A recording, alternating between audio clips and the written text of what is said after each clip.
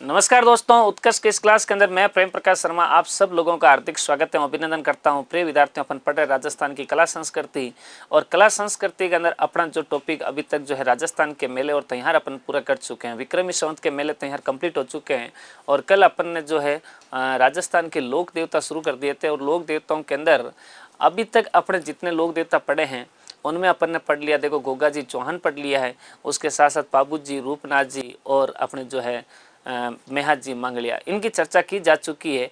उस क्रम को आगे बढ़ाते हुए आज अपन जो है अगला लोक देवता पढ़ेंगे जिनका नाम है बाबा रामदेव जी। कौन सा है? बाबा रामदेव जी की चर्चा की जाएगी आज की क्लास के अंदर। तो हेडिंग डाल लीजिए आप, राजस्थान के प्रमुख लोक देवता, और लोक देवताओं के अंदर बाबा रामदेव जी हेडिंग डाल लीजिए भाई। बाबा रामदेव जी, बाबा रामदेव जी। बाबा रामदेव जी को लेकर के कुछ बातें जो है इम्पोर्टेंट, इनका एक परिचय जो है पहले अपन तैयार करते हैं, उसके बाद इनकी कुछ बातें सुनेंगे। और पहले इनका एक क्या करते हैं, अपने आधार कार्ड टाइप का एक जो है परिचय तैयार कर लेते हैं। पहली चीज़ तो ये याद रखना है, बाबा रामदेव जी का जन्म स्थान कौन सा है? बाबा रामदेव जी का जन्म स्थान। बाबा रामदेव जी के पिता का नाम क्या था? पिता का नाम पहले तो अपने एक ये तैयार कर लेना है, पिता का नाम क्या था। इनकी माता का नाम क्या था? माता का नाम। इनके गुरु का नाम क्या था? गुरु का नाम। इनके बड़े भाई कौन थे? बड़े भाई। इनकी बहनें, बहनें कौन कौन थी? पहले मैं इनकी चर्चा कर लेता हूं और आप भी अपनी कॉपी के अंदर ये जो है परिचय एक बार लिख लीजिए। बाबा रामदेव जी का जन्म अपने एक जगह पर थे, उड्डू काश्मीर गांव के अंदर। उड्डू काश्मीर गांव पड़ता है और शिव तहसील लगती है, बाड़मेर जिला लगता है। बाड़मेर जिले के शिव तहसील के उड्डू काश्मीर गांव के अंदर बाबा रामदेव जी का जन्म होता है मित्रों। बाबा रामदेव जी का जन्म होता है, ठीक है। इनके पिता का जो नाम था वो अजमाल जी था भाई, अजमाल जी तंवर। तंवर वंशीय राजपूत परिवार के अंदर बाबा रामदेव जी का भाई साहब जन्म होता है, तंवर। दोस्तों याद रखना, अजमाल जी जो तंवर है ये अपने एक जगह है पोखरण, और पोखरण के जागीरदार हैं ये, पोखरण के जागीरदार, पोखरण के जागीरदार थे। बाबा रामदेव जी की माता का नाम मेणा दे और गुरु का नाम बालीनाथ जी था, बालीनाथ जी था। इनके बड़े भाई विरमदेव थे, बड़े भाई का नाम था विरमदेव,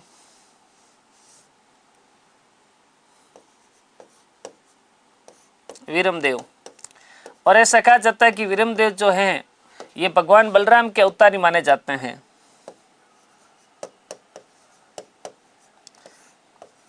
भगवान बलराम के अवतार हैं ये। और इनकी बहनें थी, एक का नाम है लाछा, लाछा बाई, और एक बाई है जिसका नाम है सुगना बाई, सुगना बाई। एक लाछा बाई है और एक कौन है? सुगना बाई है। लाछा बाई है, दूसरी कौन सी है? सुगना बाई है। जन्म स्थान उड्डू काश्मीर गांव, शिव तहसील, बाड़मेर जिला। पिता इनके अजमाल जी तंवर थे, पोखरण के जागीरदार थे। माता इनकी मेणादे है, गुरु का नाम बालीनाथ जी है, और बड़े भाई इनके विरमदेव हैं जो भगवान बलराम के अवतारी माने जाते हैं। और बहनें इनकी लाछा और सुगना है। बहनें कौन है? लाछा और सुगना। उसके कंटिन्यू में आगे बढ़ा रहा हूँ, कुछ परिचय अभी और बाकी है, पहले उनको और पढ़ लेते हैं। मैं इनकी बहनों के बाद में नेक्स्ट अपन एक बात करते हैं कि इनके जो मतलब जो है इनकी धर्म पत्नी जो है ना, बाबा रामदेव जी की पत्नी का नाम, पत्नी का नाम, बाबा रामदेव जी के धर्म बहन, बाबा रामदेव जी के सहयोगी, इनके कौन कौन असिस्टेंट थे? सहयोगी। बाबा रामदेव जी के घोड़ा का नाम और बाबा रामदेव जी के उपनाम। उपनाम की बाद में चर्चा करेंगे। चलो यही कर लेते हैं, उपनाम। बाबा रामदेव जी के उपनाम। इनकी जो पत्नी का नाम था वो था अपने नेतल, नेतल दे। और ये नेतल दे कहाँ की है? तो दोस्तों याद रखना, ये अपने एक जगह पड़ती है अमरकोट। और अमरकोट के एक राजा थे जिनका नाम था दलील सिंह सोडा। अमरकोट शासक दलील सिंह सोडा की बेटी, यानी कि इनका भी ससुराल कहाँ था? अमरकोट था भाई। इनकी जो धर्म बहन थी उसका नाम था डालीबाई।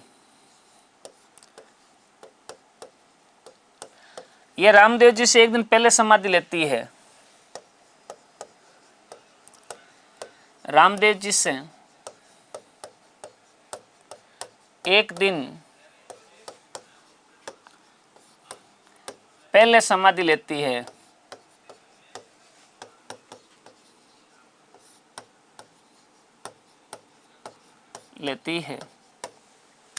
इनके जो सहयोगी थे, सहयोगियों में इनका अपना एक नाम आता है रत्ना राय का।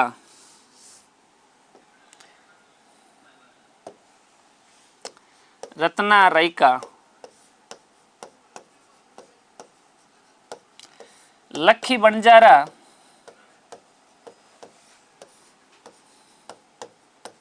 लखी बंजारा। और एक अपन जो है ना, जिनका रामदेव जी के 24 वाणियों का सबसे ज्यादा मतलब प्रचार प्रसार किया, वो थे हरजी भाटी। हरजी भाटी।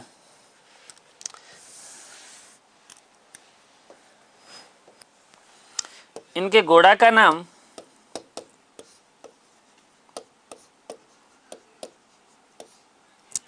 और इनके उपनाम।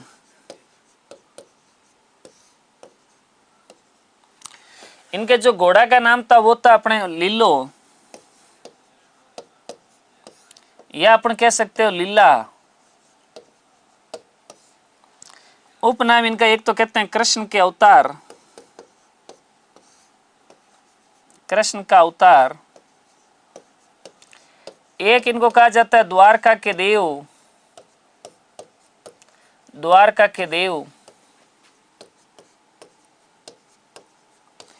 एक इनको कहते हैं पीरों के पीर, पीरों के पीर। मुस्लिम लोग इनकी पूजा करते हैं रामशाह पीर के नाम से, रामशाह पीर।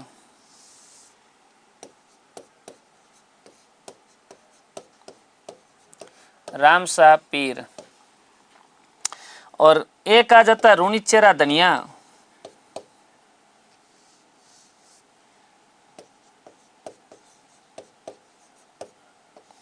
रूणीचेरा धनी, रूणीचेरा धनी। यहां तक कि अपन जो है ना, अपन बात करेंगे यहां तक कि अमरकोट जो है ये वर्तमान में पाकिस्तान के अंदर है। कहां पर है? पाकिस्तान के अंदर है। पहले हिंदुस्तान की मतलब जो है, ये पाकिस्तान तो पूरा हिंदुस्तान का ही भाग था। 1947 के बाद अपन ने जो है इनको अलग जो है देश का मतलब दर्जा दिया था, ठीक है ना। तो अमरकोट पाकिस्तान की तरफ चली गई है। ओके, पाकिस्तान में अमरकोट। तो ये अपने जो है ना कुछ परिचय हैं जिनके बारे में अपन ने रामदेव जी के बारे में पढ़ा है। अब इनकी मेन बातें अपन सुनते हैं। ये लिख दो। चलो, रामदेव जी जन्म उड्डू काश्मीर गांव से तहसील बाड़मेर जिले के अंदर होता। पिता इनके अजमाल जी तंवर थे जो पोखरण के क्या हुआ करते थे? जागीरदार। माता इनकी मेणा दे है और इनके गुरु बालीनाथ जी थे। बड़े भाई विरमदेव है जो भगवान बलराम के अवतार माने जाते हैं। दो बहनें हैं, लाचा और सुगना। पत्नी इनकी नेतल है, अमरकोट के शासक दलेल सिंह सोडा की बेटी है। और धर्मबाई इनकी डालीबाई है जो रामदेव जी से एक दिन पहले समाधि लेती है। सहयोगी इनके रत्ना राय का, लखी बंजारा, हरजी भाटी है। घोड़ा का नाम लीला या लीलो है और उपनाम इनको कहते हैं कृष्ण का अवतार। रामदेव जी को अपन कृष्ण का अवतार क्यों कहते हैं, इसको लेकर के अलग अलग मतलब यहाँ आपको किंवदंतियां सुनाई देगी कि अजमाल जी जो थे वो पोखरण के राजा थे। भाई अजमाल जी कहाँ के राजा थे? पोखरण के राजा थे। अजमाल जी पोखरण के राजा थे, लेकिन भाई साहब इनके कोई संतान नहीं थी। यानी राजा तो थे लेकिन निसंतान राजा थे। और निसंतान अगर कोई व्यक्ति होता तो अपने को पता है गांव के अंदर उसको मतलब किस प्रकार लोग उसको देखते हैं। तो एक बार की बात है कि अजमाल जी अपने पोखरण से किसी दूसरी जगह गए हुए थे और अगले दिन सुबह जल्दी अपने घर पे आ रहे थे, वापस लौट के आ रहे थे। उस समय अपने जो है बारिश का मौसम था, और बारिश का मतलब जेठ अषाढ़ का जो है ना, जो इनका जो जेठ अषाढ़ का जो महीना होता है, इस टाइम का मौसम है आज के टाइम का, जिस समय अपने बारिश शुरू होती है। बारिश शुरू होने पर ऐसा कहते हैं कि भाई अपन जो है किसान लोग जो है वो अपने खेतों की बुआई करते हैं। भाई बारिश हो जाती है मारवाड़ में तो खेतों की बुआई की जाती है। तो पोखरण के कुछ किसान लोग थे, 5-10 किसान लोग थे, और सुबह सुबह जल्दी अपने बीज है, हल है, बेल है लेकर के खेतों में बुआई करने के लिए जा रहे थे। सामने से अजमाल जी आ रहे थे। तो किसान लोग जैसे पोखरण से बाहर निकले, सामने अजमाल जी उनको आते हुए दिखाई दिए।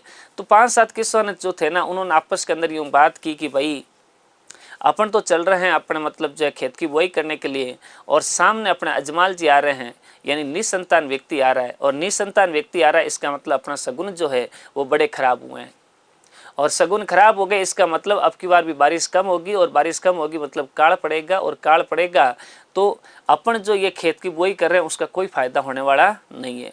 और ये जो बीज जो है वो अपन खेत के अंदर डालेंगे, उससे तो अच्छा है कि ये जो बीज वापस लेके चलते हैं धान, और 1-2 दिन का आटा पिसाएंगे तो काम और चलेगा। तो किसान आपस में यूँ बातचीत करते और बातचीत करके वापस अपने घर की तरफ रवाना हो जाते हैं। किसान जब घर की तरफ रवाना हो गए तो कहते हैं भाई साहब, नज़र पड़ती है अजमाल जी के किसानों के ऊपर, और किसानों के पास अजमाल जी भागते हुए आते हैं। और अजमाल जाकर के उन किसानों से पूछते हैं कि भाई क्या बात है, तुम लोग खेतों में जा रहे थे और मुझे देख के वापस क्यों जा रहे हो। तब दोस्तों कहते हैं कि किसानों ने कहा कि अजमाल जी, आप हमारे राजा हो, हम आपकी प्रजा हैं, और ये बात तो आपको ही पता है कि अगर अपन कोई शुभ कार्य करने जाए और उस समय अगर शगुन खराब हो जाए तो आपको ही पता होगा, आपको भी पता होगा कि मतलब जो है वो कार्य जो होता है ना वो सफल होता नहीं है। तो जैसे ये बात सुनी तो अजमाल जी को बड़ा दुख हुआ, और अजमाल जी अपने घर आते हैं और आकर के रानी मेनादे से कहते हैं कि रानी मेनादे, मैं जा रहा हूँ अपने भगवान के दर्शन करने के लिए द्वारका। अजमाल जी पोखरण से रवाना होते हैं, और पोखरण से अजी अभी लिख लेना, मैं टाइम दे दूंगा आपको, ठीक है ना, अभी दे दूंगा लिखने का, दिखा देंगे पैनल, चिंता मत करो, ठीक है, दूंगा मैं टाइम आपको, बेफिक्र रहो। हाँ, तो वो अपने जो है पोखरण से जो है अपने जाते हैं कहाँ पर, द्वारका। द्वारका के अंदर अजमाल जी जाकर के भगवान की मूर्ति के अंदर जाकर के, मूर्ति के सामने जाकर के अपनी व्यथा सुनाते हैं। कहते हैं कि दोस्तों पत्थर की मूर्ति थी, वहाँ से कोई रिप्लाई आया नहीं, और वहाँ से रिप्लाई नहीं आया तो अजमाल जी को बड़ा गुस्सा आ जाता है, और अजमाल जी उस पत्थर की मूर्ति पर जो है ना मार देते हैं। भाई फूल से या लाडू से जो भी मारते हैं वो अपन देखते हैं, ठीक है ना। और अजमाल जी मार देते हैं। अजमाल जी बड़े गुस्से में थे, और पंडित जी जो थे ना वो उस समय पुजारी जी उस मंदिर के अंदर पूजा पाठ की तैयारी कर रहे थे, पूजा पाठ की तैयारी कर रहे थे। और अजमाल जी ने पुजारी से पूछा कि पंडित जी, मंदिर में भगवान है कि यूं ही घंटियां बजाओ।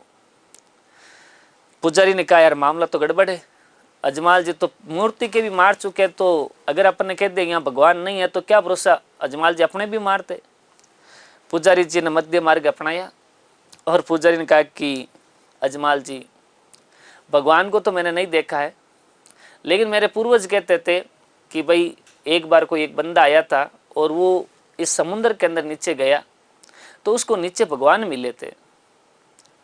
तो अजमाल जी प्लीज़ आप एक बार ट्राई करके आ जाओ, हो सके भगवान यहीं बैठे होंगे। पुजारी जी की ये बात सुन करके अजमाल जी उस समुद्र के अंदर कूद पड़ते हैं।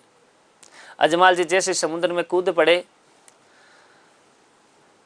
उस समय नीचे भगवान कृष्ण के दर्शन होते हैं, द्वारकाधीश के दर्शन होते हैं, और वहाँ द्वारकाधीश के चरणों में जाकर के गिरते हैं। अजमाल जी अपनी गलती की माफ़ी मांगते हैं भगवान कृष्ण से।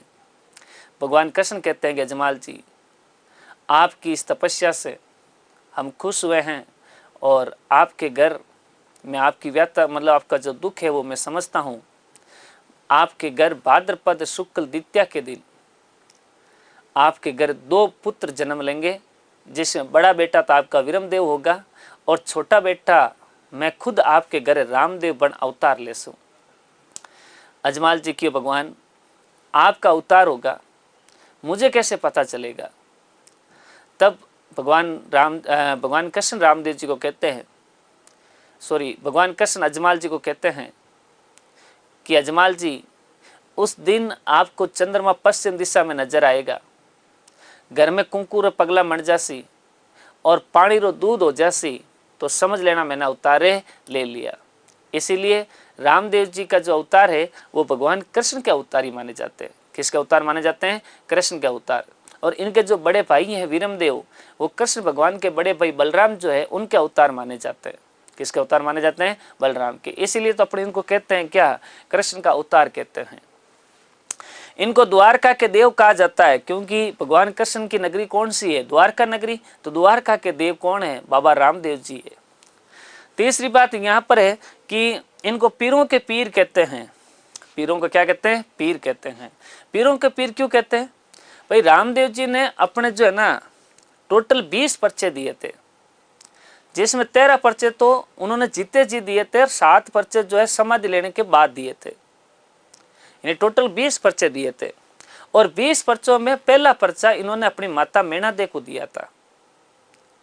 कहते हैं कि माता मैनादे की गोद के अंदर रामदेव जी खेल रहे थे और उस समय चूल्हे के ऊपर दूध गर्म हो रहा था और दूध चूल्हे पे गर्म हो रहा था, बर्तन से बाहर निकल रहा था। रामदेव जी अपनी माता की गोद में खेलते खेलते लंबा यूं हाथ करते हैं और हाथ करके उस बर्तन को चूल्हे से नीचे रख देते हैं। तो पहलो पर्चो बाबा मैनादे ने ले लो। यानी उनकी माता कौन थी? मैनादे को मतलब जो है इन्होंने अपना पहला पर्चा दिया था। दूसरा पर्चा इन्होंने, एक दर्जी था और दर्जी पोखरण का दर्जी था और उसको बड़ी खुशी थी कि भाई राजा के घर में राजकुमार का जन्म हुआ। भी अजमाल अपने जो है वीरमदेव और रामदेव जी का जन्म हुआ था, तो दर्जी को बड़ी खुशी हुई। तो दर्जी क्या करता है? कपड़े का घोड़ा बना के लेके आता है और कपड़े का घोड़ा बना के लेके आता है तो वो ला करके रामदेव जी को देते हैं। रामदेव जी कपड़े के घोड़े पर बैठ करके आकाशों की सैर करते हैं। भाई आकाश के अंदर उड़ते हैं और आकाश में उड़े तो भाई साहब इन्होंने दर्जी को भी मतलब क्या दिया है? पर्चा दिखाया है। तीसरा ऐसा कहते हैं कि एक बंदा था जिसका नाम था अपने लखी बंजारा। बंजारा राजस्थान की वह जाति है जो पहले के टाइम पर व्यापार करती थी। किसी वस्तु को इस गांव से उस गांव यहाँ पर जो है ना बेचने का काम करती, तो वो कौन सी जाति करती? बंजारा। और बंजारों के पास खूब सारी गायें हुआ करती थी, जिसको अपन राजस्थानी भाषा में कहते हैं बाड़द। कहीं क्या करें? उनको बाड़द कहते हो, ठीक है ना। तो बंजारा लोग व्यापार करते थे और ज़्यादातर व्यापार करते मिश्री का, ठीक है, अपने नमक का, ये अपने आज भी बादाम अखरोट वगैरह ये गाँव में आज भी बंजारा जाति के लोग व्यापार करने के लिए आते हैं। तो लखी बंजारा क्या है कि वो मिश्री का व्यापार करता था और अपने ऊंट गाड़ी के अंदर जो है ये मिश्री लेके आता है पोखरण गाँव में। और रामदेव जी उसके छकड़े के पास जाते हैं, ऊंट गाड़ी के पास, और जाकर के उसको कहते हैं कि बाबा आपके इस गाड़ी में क्या है? तो लकी बंजारा को लगा यार ये राजा का बेटा है, अजमाल जी का बेटा है, राजकुमार है, इसको अगर अपन ने कह दिया कि भाई यहाँ मैं मिश्री बेच रहा हूँ तो मिश्री के ऊपर टैक्स लगता है। तो लकी बंजारा क्या करता है? उसको कहता है कि बेटा मेरे छकड़े के अंदर यानी मेरी गाड़ी के अंदर जो है ना ये नमक है, क्योंकि नमक का उस समय कोई टैक्स था ही नहीं। टैक्स मुक्त मतलब कोई चीज है तो वो है अपना नमक है। इसलिए लकी बंजारा ने कहा कि इसके अंदर तो क्या है? नमक है। बाबा रामदेव जी ने कहा कि अच्छा मेरे से मतलब छुपा रहे हो, जो आपकी मनोकामना पूरी होगी। लकी बंजारा पोखरण से दूसरे गांव मिश्री बेचने के लिए जाता है। ऐसा देखते हैं कि वो जो नमक था, वो जो मिश्री थी वो नमक बन जाती है। गांव वाले उसको पूछते हैं बाबा तुम कह रहे हो मिश्री ये चाक के देखो ये तो पूरी पूरा नमक है। लकी बंजारा ने चाका, लकी बंजारा ने यार मामला गड़बड़ हो गया, वो बालक वैसे ही मतलब चमत्कारी है, उसकी वजह से ये कुछ हुआ है।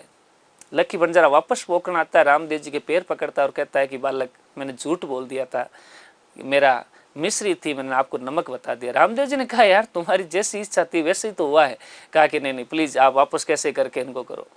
तो दूसरा लकी बंजारा को दिया था। और भी यूं खूब सारे पर्चे हैं कि रामदेव जी एक बार अपने जो है दोस्तों के साथ खेल रहे थे और खेलते खेलते गेंद मतलब जो है बालीनाथ जी की कुटिया की तरफ चली जाती है।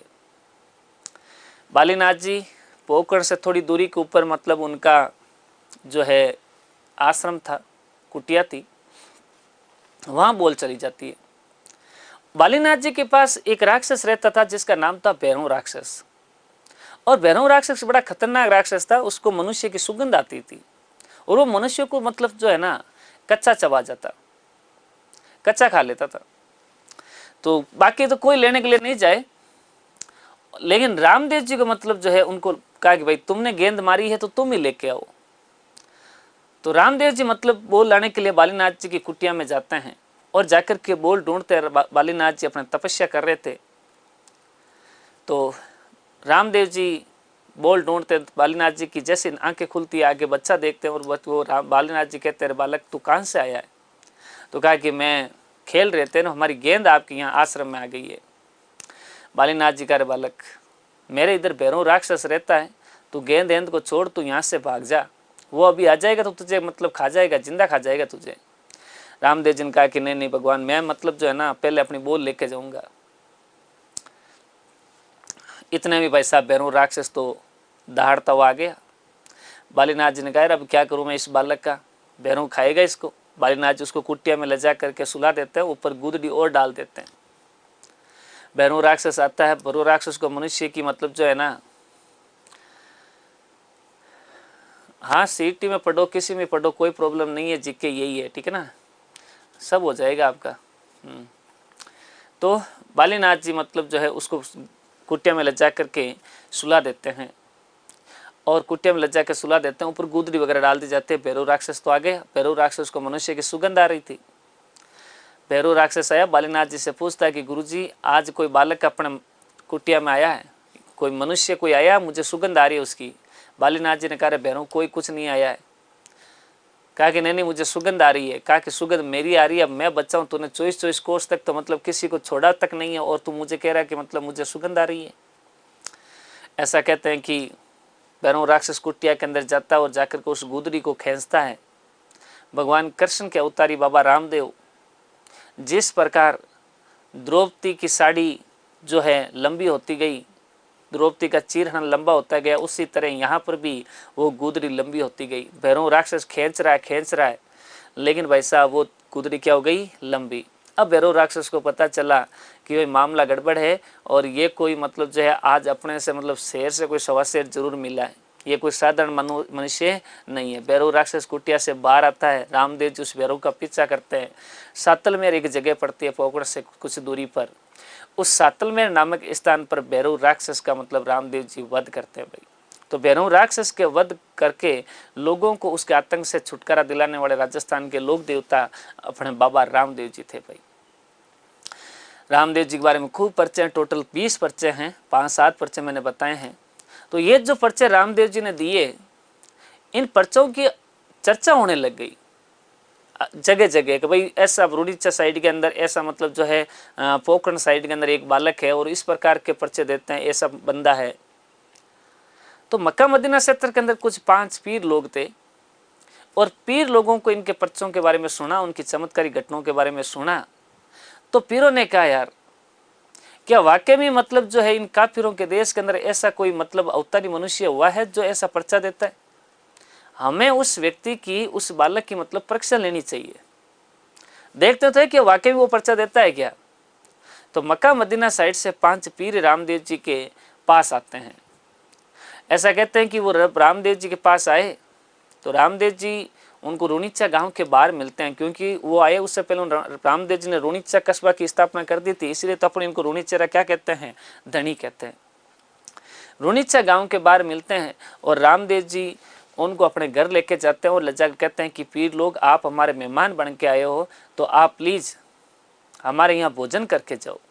और पहले के टाइम पर भोजन ही करवाते थे, चाय नाश्ता वाला सिस्टम था नहीं, सीधा आया कोई बंदा तो उसको भोजन करवाया जाता था। भोजन गर्म हो ये कोई ज़रूरी नहीं है, ठीक है ना, अपने जो भोजन है वो भी मतलब खिला देते तो लोग खुश हो जाते कि यार मुझे खाना खिला के भेजा है। रामदेव जी भोजन का उनको मनवार करते हैं तो वो पीर लोग कहते हैं कि रामदेव जी, पीरों को तो परीक्षा लेनी थी, उन्होंने कहा कि रामदेव जी हम आपके यहाँ भोजन नहीं कर सकते। कहा क्यों नहीं कर सकते हो? तो कहा कि देखो भोजन करते हम हमारे बर्तनों में और बर्तन हम हमारे साथ लाए नहीं है। दूसरों के कटोरे में भोजन हम कोई आज करें कोई काले करे, भाई दूसरों के बर्तनों में हम कभी भोजन नहीं करते, ये हमारा नियम है। रामदेव जी ने कहा कि पीर लोग आप अपनी आंखें बंद कीजिए, आपके लिए अभी हम जो है कटोरे की व्यवस्था करते हैं। जैसे पांचों पीरों ने आंखें बंद की, रामदेव जी यहाँ बैठे बैठे वहाँ से सीधा भाई साहब कहते हैं कि इन्होंने अपने जो है कटोरा मंगवाया था, और जैसे कटोरे उनके सामने मिले, उनको आंखें खोली, कटोरे मिले, तब उन्होंने कहा कि रामदेव जी मैं तो पीरा थे, माँ का पीर हो। तो पीरों का पीर जो है वो किसको कहा जाता है? रामदेव जी को कहा जाता है। मुस्लिम समाज के लोग इनकी पूजा जो करते हैं ना, वो करते हैं रामशाह पीर के नाम से। रुणीचा शहर किसने बसाया है? तो रामदेव जी ने बसाया है। रुणीचा शहर किसने बसाया है? रामदेव जी ने। रामदेव जी की धर्म बहन है वो कौन है? डालीबाई। ऐसा कहा जाता है कि रामदेव जी के भाई वीरमदेव और इनकी बहन है लाचा और सुगना, ये अपने खेत में जा रहे थे, और खेत में जा रहे थे तो एक पेड़ की डाली के एक लड़की लटकी हुई, मतलब झूले के अंदर जो है सुली हुई, मतलब एक लड़की मिलती है, और अकेली लड़की थी। रामदेव जी उसको अपने घर लेके आते हैं, और घर ला करके अपने पिताजी को कहते हैं कि मतलब जो है मुझे ये लड़की मिली है और मैं इसको अपनी धर्म बहन बनाना चाहता हूँ, और ये मुझे डाली पर मिली, इसलिए मैं इसका नाम डालीबाई रखूँगा। आज से मैं उसको क्या कहूँगा? डालीबाई। जाति से मेघवाड़ थी ये लड़की, उसको अपनी धर्म बहन बनाते हैं रामदेव जी। क्या बनाते हैं? धर्म बहन। कहते हैं कि जब रामदेव जी जो है समाधि ले रहे थे, तो समाधि लेने की चर्चा हुई, तो डालीबाई को इसका पता चला कि भाई रामदेव जी कल समाधि लेंगे। तो उन्होंने कहा कि भाद्र शुक्ल एकादशी की बात थी, भाद्र शुक्ल एकादशी को उन्होंने समाधि ली थी। तो डालीबाई ने कहा कि कल भैया समाधि लेंगे, उससे पहले मैं समाधि लूंगी। तो ये रामदेव जी से एक दिन पहले समाधि लेती है। रामदेव जी से एक दिन पहले समाधि लेती है। रामदेव जी की पत्नी का नाम था नेतल, जो अमरकोट के राजा दलेल सिंह सोडा की बेटी हुआ करती थी। रामदेव जी ने इनको भी मतलब पर्चा दिया। मैंने कहा ना, रामदेव जी ने टोटल 20 पर्चे दिए, जिनमें से जीते जी 13 पर्चे दिए। उन 13 में से एक पर्चा उन्होंने अपनी रानी मतलब जो है नेतल को दिया है। किसको दिया है? नेतल को। नेतल भाई साहब कहते हैं कि अपने जो है ना अमरकोट के राजा दलेल सिंह सोडा, और ये अपने भाई साहब आते हैं रुणीचा, और आकर के रामदेव जी के साथ रिश्ता पक्का कर देते हैं। पहले के टाइम पर लड़के लड़की देखने का कोई सिस्टम था ही नहीं। लड़की का पिता या 5 रुपये हाथ में दिया, वैस फिक्स तारीख हो गई कि भाई सगाई हो चुकी है, तो देखने वाला सिस्टम था नहीं। अब नेतल विकलांग थी उस टाइम। कहते हैं कि रामदेव जी बरा अपने जो है दूल्हा बन करके बारात लेकर के अमरकोट चले गए। रामदेव जाकर के चौरियों में बैठ गए, नेतल को ला करके चौरियों में बैठा दिया गया, और उस समय पंडित जी मंत्र वगैरह पढ़ दिए। अब फेरों का समय आया, और फेरों का समय आया तो भाई साहब पंडित जी ने कहा भाई खड़े हो और फेरे अग्निकुंड के चारों ओर फेरे ले चौरी के। रामदेव जी तो खड़े हो गए, लेकिन नेतल खड़ी ना हो पाई, क्योंकि नेतल पैरों से विकलांग थी। अब नेतल बैठी है, पंडित जी बार बार कहें भाई लड़की को खड़ी करो खड़ी करो, खड़े करे कैसे? वो तो विकलांग है। दलेल सिंह जी सोडा सामने ही बैठे थे, और वो कहते हैं कि रामदेव जी कंवर साहब मेरे से तो गलती हो गई। क्या गलती हो गई? कहा कि मेरी बेटी विकलांग है और वो खड़ी होकर के फेरे ले नहीं पाएगी। रामदेव जी ने कहा क्या बात कर रहे हो? क्या हाँ। कहा कि देखो कोई विकलांग नहीं है, आप अपनी बेटी को कीजिए कि मतलब खड़े होए। कहते हैं कि जो है ये नेतल खड़ी होती है, तो जो विकलांग नेतल थी उनको पैर जो दिए थे वो किसने दिए थे? रामदेव जी ने दिए थे। इसीलिए अभी अपन जो राजस्थान में गीत भी गाते हैं कि आंधा ने आंख्या देवे, पांगला ने पैर देवे, कि जो विकलांग होते हैं उनको पैर कौन देता है? रामदेव जी देते हैं। जो अंधे होते हैं उनको आंखें कौन देते हैं? रामदेव जी देते हैं। और खूब सारे जातरू रामदेव जी के जाते हैं, और ऐसा कहते हैं, बिल्कुल होता है ऐसा। तो एक पर्चा इन्होंने अपने किसको दिया था? नेतल को। रत्ना राई का, लखी बंजारा का मैंने बता दिया, मिश्री वाला। रत्ना राई का जोधपुर के पास एक गांव पड़ता बिकमकोर। बिकमकोर का निवासी था ये, बिकमकोर का निवासी था। ऐसा कहते हैं कि रामदेव जी की जो बड़ी बहन थी ना सुगनाबाई, उसकी शादी कर रखी थी बीकानेर के अंदर, एक जगह पड़ती है पुगड़, और पुगड़ का राजकुमार था किशन सिंह, और उनका सुगनाबाई के जो ससुर थे वो थे उदय सिंह। उदय सिंह पड़ियार थे, पड़िया राजपूत होते हैं, वहाँ उनके घर पे रिश्ता कर रखा था, जो है शादी कर रखी थी। रामदेव जी का विवाह मंड गया था, और विवाह मंडता है तो भाई अपन जानते ही हैं कि घर में सबसे पहले बहन बेटी ये इनको ही बुलाते हैं सबसे पहले। तो रामदेव जी रत्ना राई को कहा कि रत्ना राई का तू जा पुगल और जाकर के बहन सुगड़ा ने लेके आ जा। रत्ना राई का रवाना होता उससे पहले रामदेव जी को कहता है कि रामदेव जी मैं पुगल जा तो रहा हूँ, लेकिन आपके जो रिश्तेदार है उदय सिंह, भाई जो सुगना बाई का ससुर है, वो उदय सिंह बड़ा मतलब खतरनाक है। उन्होंने अगर सुगना बाई को नहीं भेजा और मुझे जेल में डाल दिया तो। रामदेव जी ने कहा यार तू टेंशन मत ले, मैं देख लूंगा अपना आप। रत्ना राई का चला जाता है, वहां से पुगल पहुंचता है और जाकर के कहता है कि मैं पोखरण से आया हूँ, मतलब रोनीचे से आया हूँ और सुगना बाई को लेने के लिए आया हूँ। उदय सिंह बड़ा खतरनाक बंदा था। उदय सिंह ने अपना आदमियों कहा इसको पकड़ो और डाल दो जेल के अंदर। कहते हैं कि रत्ना राई का को जेल के अंदर डाल दिया जाता है, और रत्ना राई का जेल के अंदर बैठा बैठा रामदेव जी की याद करता है कि द्वारका के धीश जल्दी आ जाओ, और ये उदय सिंह मुझे मारेगा, कैसे करके आके बचाओ। रामदेव जी जाते हैं और उसको बचा के लेके आते हैं जेल के अंदर। रामदेव जी उनके सामने प्रकट होते हैं, कहा कि रत्ना राई का चिंता करने वाली बात नहीं है, अपन चलेंगे कल। तो रत्ना राई का को भी उन्होंने पर्चा दिया था, ठीक है। हरजी बाटी तो बहुत टाइम बाद में हुए हैं, ये तो हरजी बाटी तो महाराजा विजय सिंह के टाइम पर थे, ये लगभग 17वीं शताब्दी की बात है। हरजी बाटी तो बाद में हुए थे। हरजी बाटी एवड़ चराने का कार्य करते थे, इनके पास भेड़ें और बकरियां खूब हुआ करती थी। रामदेव जी 17वीं शताब्दी में वापस धरती के ऊपर आते हैं हरजी बाटी के पास, एक साधु का वेश बना करके, और आकर के हरजी बाटी को कहते हैं कि हरजी बाटी मुझे इस बकरी का दूध चाहिए। क्यों एवड़ चराते थे। हरजी बाटी ने कहा कि महात्मा जी इस बकरी का दूध नहीं होगा। कहा क्यों नहीं होगा। कहा ये अनपेय बकरी है, कैसे दूध होगा। हरजी बाटी रामदेव जी कहते हैं हरजी बाटी को, हरजी बाटी आप इस बकरी को कटोरा तो रखो, एक कटोरा देते हैं ऐसे कटोरा का रखो। तो जैसे कटोरा रखते हैं और रखते ही वो कटोरा ऑटोमेटिक दूध से भर जाता है। हरजी बाटी ने कहा कि बाप जी आप हो कौन से बता दो। तब उन्होंने कहा कि अपना असली रूप दिखाया कि मैं रामदेव हूँ रोनीचा वाला।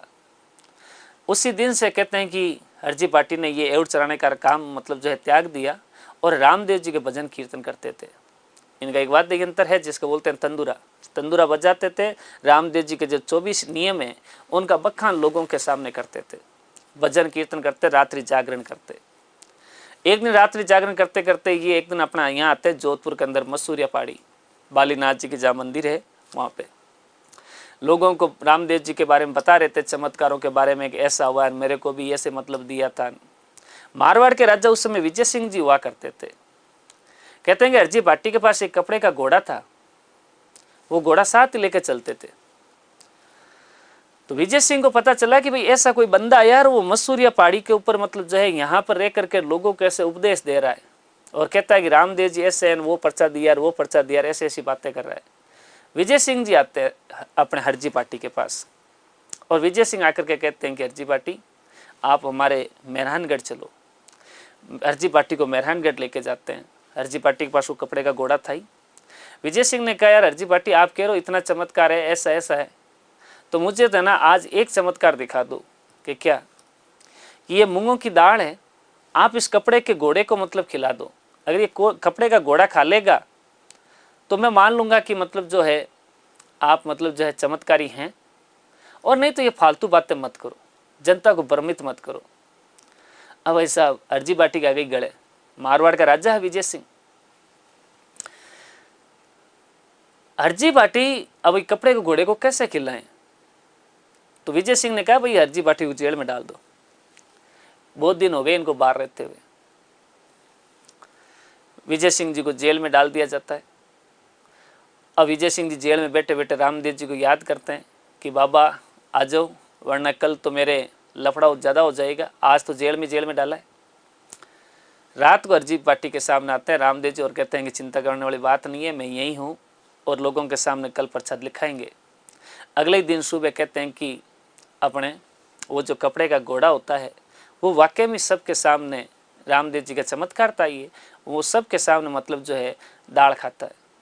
और दाल खाता है तो विजय सिंह वगैरह सब हाथ जोड़ते हैं और वाकई भी रामदेव जी को मानते हैं। तो हरजी पार्टी ये अपने रामदेव जी की शिक्षाओं को ज़्यादातर मतलब जो है प्रचार प्रसार किया था। ठीक है ना, ये कुछ बातें थी। इनके घोड़े का नाम तो जो था वो लीला था। डालीबाई के बारे में मैंने आपको बता ही दिया, सुगना और लाछा बारंग के बारे में बता दिया, वीरमदेव जी के बारे में बता दिया, सब कुछ हो गया। ठीक है ना, अब कुछ बातें एक्स्ट्रा करते हैं।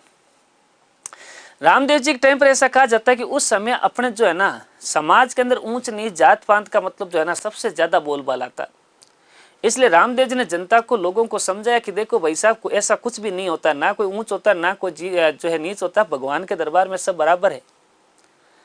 इसीलिए आप प्लीज यहाँ धरती लोक पर ऐसी ऐसी बातें मत कीजिए। ठीक है ना, तो समाज के अंदर ऊंच नीच जात पात का भेदभाव मिटाने वाला अगर कोई लोक देवता था तो वो रामदेव जी था।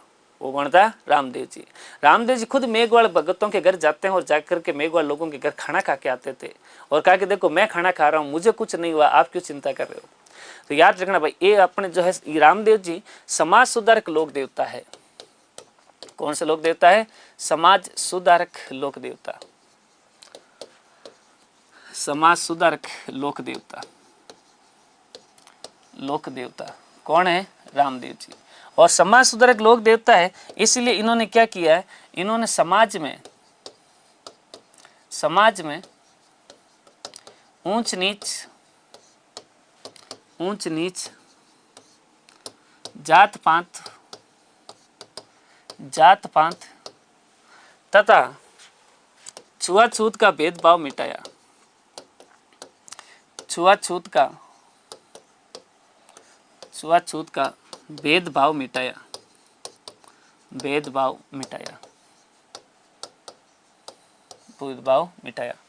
इन्होंने समाज के अंदर ऊंच नीच जात पात का क्या किया है? भेदभाव मिटाया। किन्होंने? रामदेव जी ने। और याद रखना, अच्छा इन्होंने मतलब समाज के अंदर ऊंच नीच जात पात का भेदभाव मिटाने की खातिर रामदेव जी ने अपना एक अलग पंथ चलाया था जिसका नाम था कामड़िया पंथ। कामड़िया पंथ के अंदर वही लोग शामिल थे जो उच्च वर्ग और निम्न वर्ग दोनों के थे और वो मतलब रामदेव जी पर विश्वास करते थे। उनका मतलब जो है ये ऊंच नीच के अंदर बिल्कुल विश्वास नहीं था।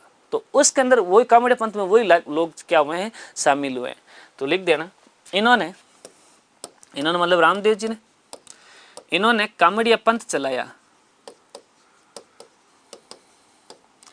कामड़िया पंथ चलाया।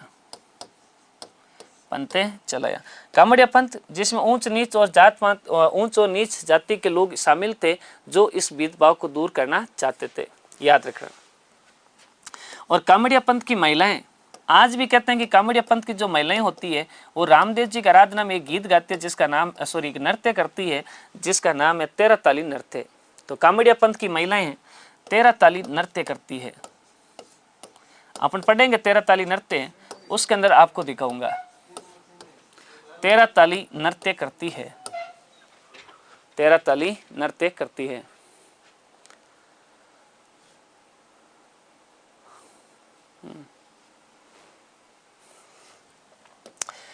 तेरह ताली नृत्य करती है। और याद रखना, रामदेव जी एकमात्र लोक देवता है, वे हैं राजस्थान के अंदर जिन्होंने मतलब जो है कवि के रूप में एक किताब की रचना की है जिसका नाम है 24 बाणियां।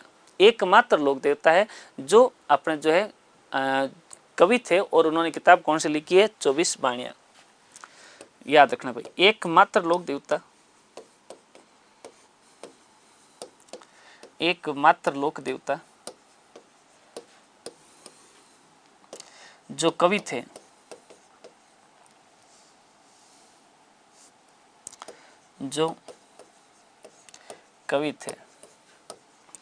तथा 24 बाणियां ग्रंथ की रचना की। 24 बाणियां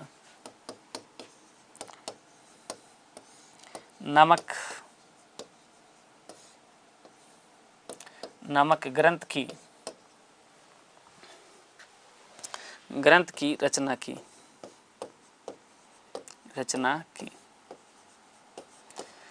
अच्छा, रामदेव जी मतलब ऐसे लोक देवता हुए हैं जिन्होंने लोगों को कहा कि भाई मूर्ति पूजा नहीं करनी है। मूर्ति पूजा में बिल्कुल विश्वास नहीं करते हैं। मूर्ति पूजा, तीर्थ यात्रा, कि भाई लोगों को तीर्थों पर जाने की भी आवश्यकता नहीं है। तो मूर्ति पूजा और तीर्थ यात्रा के विरोधी अगर कोई हुए हैं तो वो कौन हुए हैं? रामदेव जी। याद रखना भाई, रामदेव जी तीर्थ यात्रा तथा मूर्ति पूजा के विरोधी हैं।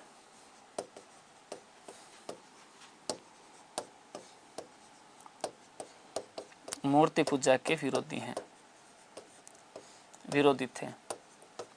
इन्होंने कहा कि तीर्थ यात्रा करने से कुछ नहीं होना है, अपने घर के अंदर ही भगवान का वास होता है। घर के अंदर ही भगवान का क्या होता है? वास होता है। तीर्थ यात्रा करने से ऐसा नहीं है कि वहां जाएंगे तो ही भगवान मिलेंगे, भगवान तो अपने घर पे ही मिल सकता है। और आप देखना, आगे मैं पढ़ाऊंगा आपको अपने कर्माबाई, जिसने भगवान को अपने घर पे मतलब खिचड़ा खिलाया है।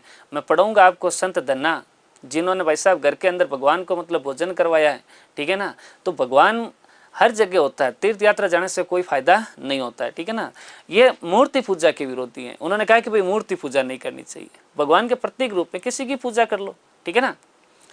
भगवान के प्रत्येक रूप में किसी की भी पूजा की जा सकती है, ठीक है ना। तो मूर्ति पूजा के क्या थे? विरोधी। इसीलिए रामदेव जी के मंदिर में, आपके गांव में कहीं पर भी मंदिर देखा होगा, वहां पर रामदेव जी की मूर्ति नहीं होती है, पगले रखे होते हैं। प्रत्येक चिन्ह में क्या रखे होते हैं? पगले। तो पगले की पूजा होती है, ठीक है ना।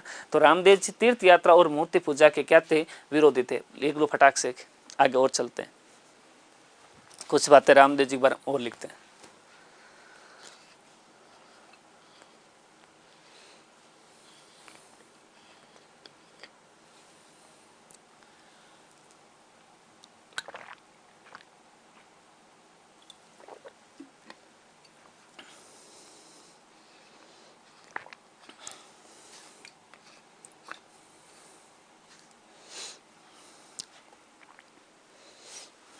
हाँ जी, लिख दिया। चलो आगे बढ़ जाऊं। और याद रखना रामदेव जी के, रामदेव जी के एक तो प्रमुख मंदिर याद रखने। कहाँ कहाँ पर रामदेव जी के मंदिर है? प्रमुख मंदिर, एक तो मंदिर वही है रुणीचा गांव के अंदर, जिसको अपन रामदेवरा कहते हैं। रुणीचा रामदेवरा, रामेदेवरा, ये जैसलमेर में जगह पड़ती है। कौन सा जिला लगता है? पोखरण, जैसलमेर। यहाँ रामदेव जी की समाधि बनी हुई है। रामदेव जी की क्या है? समाधि है, ध्यान रख लेना। रुणीचा गांव के अंदर रामदेव जी की क्या है? समाधि। दूसरा, एक अपना उड्डू काश्मीर गांव, जहाँ इनका मतलब जन्म हुआ है, तो यहाँ पर मंदिर है उड्डू काश्मीर गांव। उड्डू काश्मीर गांव, बाड़मेर जन्म स्थली, वहाँ पर भी इनका मंदिर है। तीसरा, मसूरिया पहाड़ी, मसूरिया पहाड़ी, मसूरिया पहाड़ी जोधपुर के अंदर है। कहाँ पर है? जोधपुर में। बालीनाथ जी की मूर्ति भी है यहाँ पर। नंबर 4 है अपने खुंडियास धाम, खुंडियास धाम, खुंडियास धाम। खुंडियास धाम अपने परबतसर तो तहसील लगती है, परबतसर तहसील और नागौर जिला, लेकिन अब जिले चेंज हुए हैं, तो इसीलिए इस जिला की जगह नया जिला आ चुका है कुचामन डीडवाना। क्योंकि परबतसर किस साइड में है? तो कुचामन डीडवाना में है। तो आप ये भी लिख देना, डीडवाना कुचामन, सॉरी, डीडवाना कुचामन, डीडवाना कुचामन, यहाँ पर याद रखना। एक इनका जो मंदिर है वो है सुरता खेड़ा, सुरता खेड़ा चित्तौड़, सुरता खेड़ा चित्तौड़। एक है बिराठिया पाली, बिराठिया पाली, और एक है हल्दीना अलवर, हल्दीना अलवर।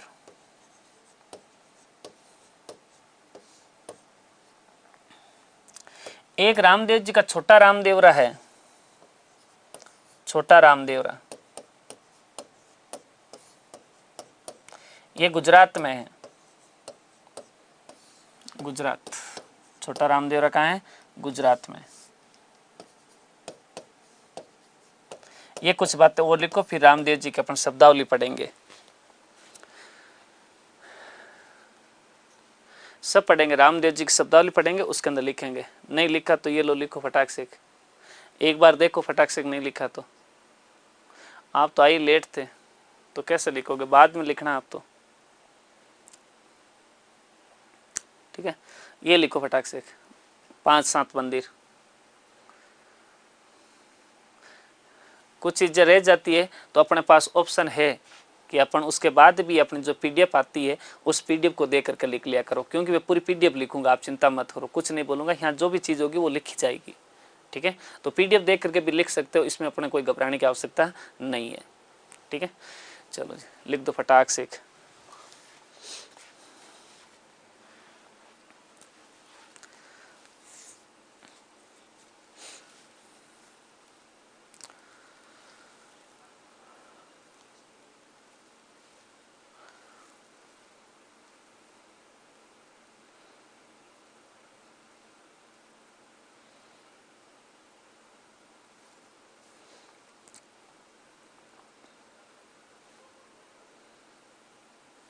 ओके चलो, रामदेव जी से संबंधित जो है ना अपने कुछ शब्दावली है। क्या है शब्दावली? एक शब्दावली तो है जिसको अपन कहते हैं ब्यावड़े, ब्यावड़े, ठीक है। अभी इनके बारे में चर्चा करेंगे अपन, ब्यावले। एक होता है रीखिया, रीखिया। एक होता है नेजा, एक होते हैं जातरू, जातरू।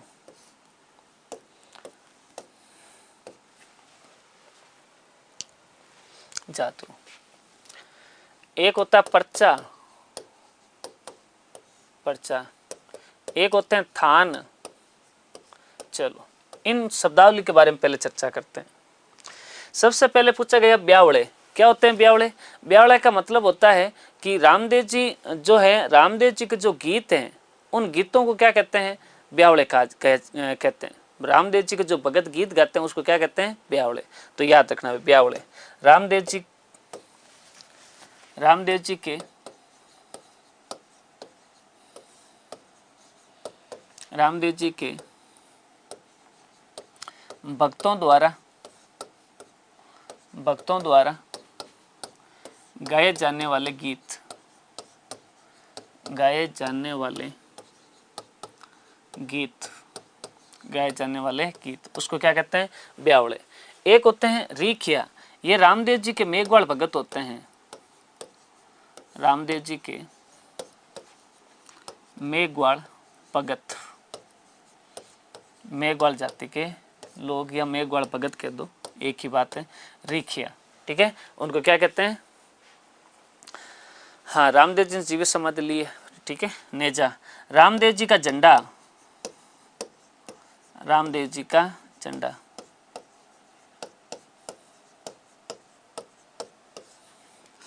ये पचरंगा कलर का होता है।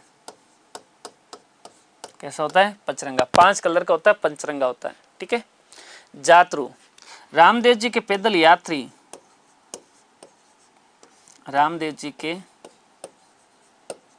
पैदल यात्री, पैदल यात्री उसको कहते हैं क्या? जातरू। चलो ये 4 शब्दावली लिखो, फिर आगे 2 की और बात करते हैं।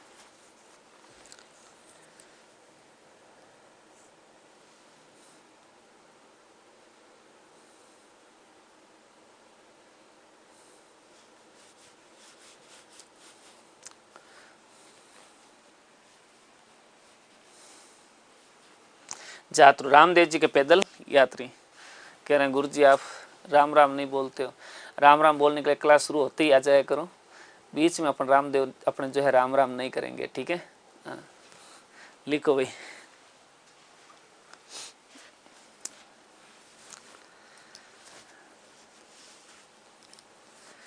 रामदेव जी के पैदल यात्री, ओके। ब्यावड़े, रामदेव जी के भक्तों द्वारा गाए जाने वाले गीत। रीखिया, रामदेव जी के मेघवाल भगत। नेजा, ठीक है, वो रामदेव जी का झंडा होता है, पचरंगा, ठीक है। और अपने कौन सा है? जातरू, रामदेव जी के पैदल यात्री। पर्चा, क्या होता है पर्चा?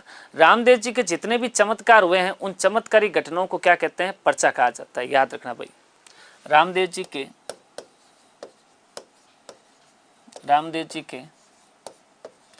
चमत्कारी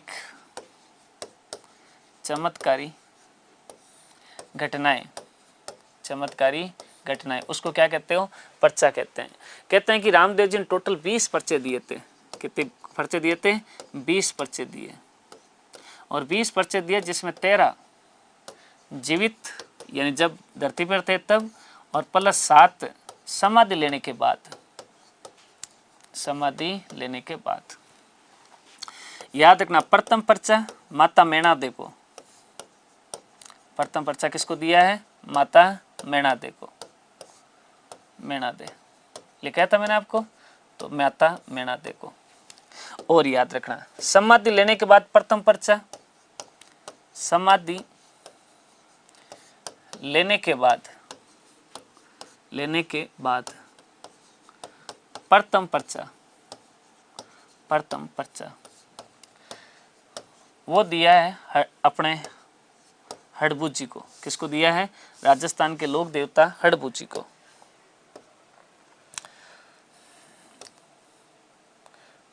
हड़बू जी।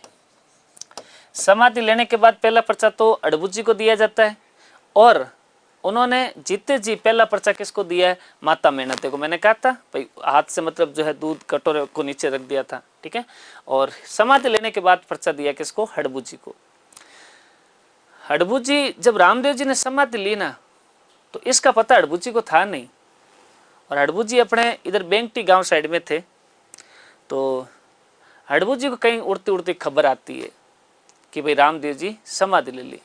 तो हड़बू जी वैसे रामदेव जी के मौसेरे भाई हैं, और हड़बू जी ने कहा यार ये तो नहीं हो सकता है, मुझे लगता नहीं है उन्होंने समाधि ली होगी। तो हड़बू जी यहाँ से रूणीचा गांव जाते हैं। रूणीचा गांव के बाहर ये अपने भादवे का ही मौसम था, ठीक है, और खेती बाड़ी उस समय हरियाली तो थी। हड़बू जी को रामदेव जी पहले ही मिल जाते हैं खेतों में, और हड़बू जी से बातचीत होती है। हड़बू जी को रतन कोटारा देते हैं। तो हड़बू जी को विश्वास हो गया भाई बंदे ने समाधि नहीं ली है। और हड़बू जी को कहते हैं हड़बू जी थे घर चालो, मैं थोड़ा सो खेता में फेरा दे के आ रहा हूँ। हड़बू जी रामदेव जी के घर आते हैं, और घर आते हैं तो आगे देखते हैं कि सभी लोग बैठे हैं। सिर के जो बाल है वो बदर हो रखे हैं, बैठे हैं, शोक मना रहे हैं रामदेव जी पीछे। तो हड़बू जी ने आकर के उनसे पूछा कि भाई क्या बात है, तुम लोग इतना शोक क्यों मना रहे हो, ऐसे मतलब उदास क्यों बैठे हो? तो कहा कि हड़बू जी कई बात बतावा, 2-4 दिन पहले अपन के रामदेव जी समाधि ले ली। क्या रामदेव जी समाधि ले ली? कैसे समाधि ले ली? रामदेव जी से अभी मिल के आया हूँ, और मुझे ये रतन कटोरा दिया उन्होंने, और कहा कि आप घर चलो मैं आता हूँ, अगर आपको विश्वास नहीं है तो मेरे साथ चलो, अभी तो वो खेत में ही होंगे। रामदेव जी के परिवार को सबको खेत में वहाँ लेके जाते हैं, लेकिन वहाँ पर भाई साहब रामदेव जी नहीं मिलते। और रामदेव जी नहीं मिलते हैं तो हड़बू जी ने कहा यार रामदेव जी मिले, मैं कोई झूठ थोड़ी बोल रहा हूँ। तो ऐसा कहते हैं कि भाई परिवार के लोग वापस आकर के उसकी समाधि को खोदने लगे। तब समाधि खोदने लगे तो उन्होंने कहते हैं कि आकाशवाणी होती है, और आकाशवाणी के अंदर रामदेव जी कहते हैं कि रुको। ऐसा कहते हैं कि रामदेव जी ने जब समाधि ली तो अपने जो है तंवर परिवार को एक वचन दिया था कि मेरे समाधि लेने के बाद रूणीचा के तंवर परिवार में मेरा जैसा एक योद्धा, मेरा जैसा एक वीर, मेरा जैसा एक महान ज्ञानी बंदा जो है हर परिवार के अंदर जन्म लेगा। लेकिन जब इन्होंने समाधि खो दी तो रामदेव जी ने कहा कि वो वचन मैं वापस लेता हूँ, और मैं आपको वचन देता हूँ कि आज के बाद तुम उतने तो अमीर नहीं बन पाओगे, उतने आपके महान ज्ञानी भी नहीं पढ़ पाओगे, लेकिन यहाँ रूणीचा में रहोगे तो आप कभी भूखे नहीं रहोगे, मतलब आपका काम चल जाएगा, इतना हो जाएगा आपका। तो आज भी कहते हैं कि रूणीचा के अंदर जो तंवर परिवार है, वो उस तंवर परिवार के इस रामदेव जी के मंदिर के ऊपर पूरा अधिकार है। यहाँ पर किसी सरकार का अधिकार नहीं है, ना कोई राज्य सरकार का, ना केंद्र सरकार का। पूरा तंवर परिवार का कमेटी बनी होती है, और पूरे तंवर परिवार के लोगों का मतलब जो है यहाँ पर जो भी चढ़ावा आता है उसका सारा का सारा वितरण होता है, ठीक है ना। तो आजकल तो खैर अलग अलग बातें हो गई है। अभी वर्तमान के अंदर तो रामदेव जी के जो गादीपति है भौम सिंह जी हैं, ठीक है, और अब तो खूब आता है रामदेव जी के मतलब जो है प्रसाद भी ऑनलाइन वितरित होते हैं, लोग मंगा सकते हैं घर पे बैठ करके। ठीक है, क्लास अटक रही है, क्लास मेरे तो यहाँ नहीं अटक रही है, आप थोड़ा सा नेट देख लीजिए, हो सके आपके नेट कम आ रहा होगा, तो इस वजह से ऐसा कहा जाता है। ये रामदेव जी के जो है टोटल 20 पर्चे थे। समाधि लेने के बाद सबसे पहले किसको दिया है? अपने हड़बू जी को दिया है। रामदेव जी के थान क्या होते हैं? रामदेव जी के गांवों के अंदर जो भी मंदिर बने होते हैं किसी वृक्ष के नीचे, ज़्यादातर तो नीम के भी हो सकते हैं, कदम के वृक्ष के नीचे भी हो सकते हैं, ठीक है ना। वहाँ पर जो थान यानी जो चबूतरे बने होते हैं उसको क्या कहते हैं? थान कहते हैं। गाँवों में किसी वृक्ष के नीचे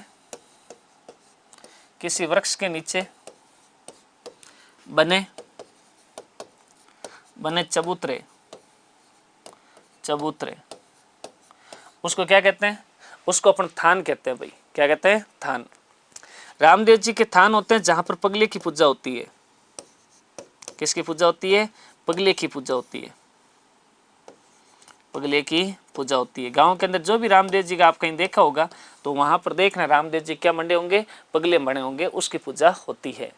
यह भाई राजस्थान का कौन सा लोक देवता है? अपने रामदेव जी। कौन है? रामदेव जी।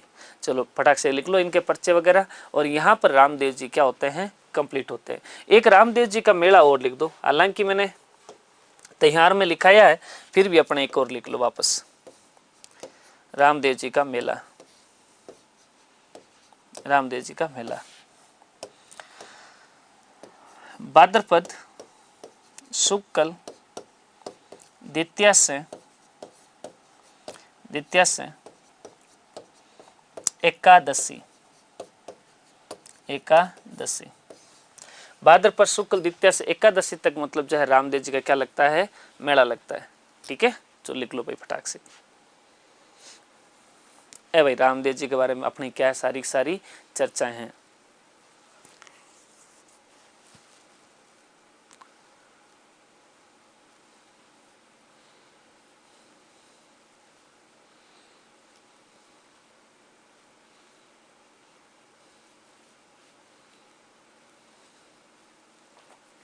आगे बढ़े अपन।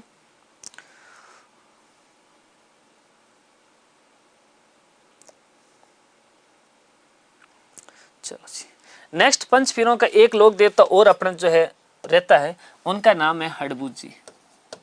कौन है भाई? हड़बू जी। हड़बू जी सांखला। देखो बाबू जी राठौड़ थे, मेहत जी मंगलिया है, गोगा जी चौहान है। पर्चे क्या होते हैं सर? अभी मैंने इतनी देर तक मतलब 1 घंटे तक पर्चे ही बताए थे ठीक है, आप लेट आए हैं। हाँ, तो वापस इस क्लास को देखना, आपको पर्चे मिल जाएंगे। हाँ जी, तो हड़बू जी सांकला, तो बाबू जी राठौड़ थे, गोगा जी चौहान है, मेहत जी मंगलिया है, रामदेव जी तंवर राजपूत है, और अड़बू जी कौन से राजपूत है? सांकला राजपूत है। इनके बारे में पहले अपन थोड़ा सा परिचय देखते हैं, उसके बाद आगे की बातें करेंगे।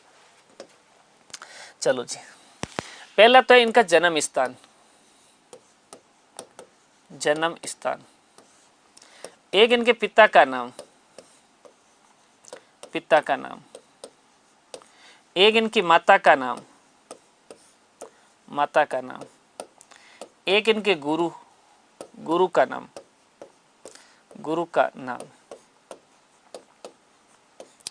और एक इनका वाहन या सवारी। जैसे रामदेव जी की सवारी अपने लीलो घोड़ा था, गोगा जी की नीली घोड़ी थी, बाबू जी की केसर कालमी थी।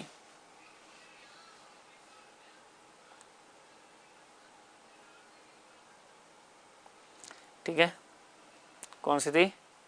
अपने वाहन या सवारी। एक जगह पड़ती है, इनका जन्म होता है नागौर जिले में, एक गांव पड़ता है बुंडेल गांव, और बुंडेल गांव कहाँ पड़ता है? नागौर में।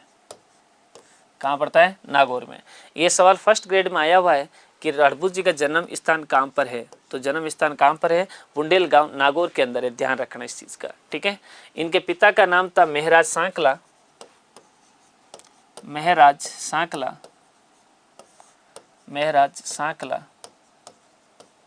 महराज सांकला। माता का नाम सौभाग्य दे है, सौभाग्य दे, दे मतलब देवी। गुरु इनके बालीनाथ जी थे, बालीनाथ जी।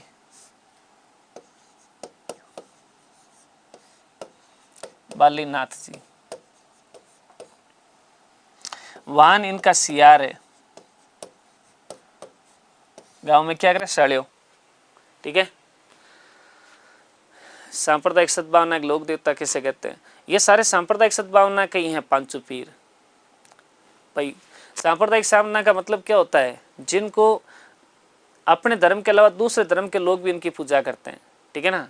तो पांचों ही हैं वैसे तो, और किताबों के अंदर आपको रामदेव जी मिलेंगे। ठीक है, समझे मेरी बात को? सांप्रदायिक संदर्भ मतलब यही होता है कि हिंदू धर्म के अलावा किस कौन सी जाति के लोग पूजा करते हैं, मुस्लिम लोग भी पूजा करते हैं, या अन्य धर्म के लोग भी क्या करते हैं, पूजा करते हैं। ठीक है, तो याद रखना, वो अपने सांप्रदायिक सद्भावना है।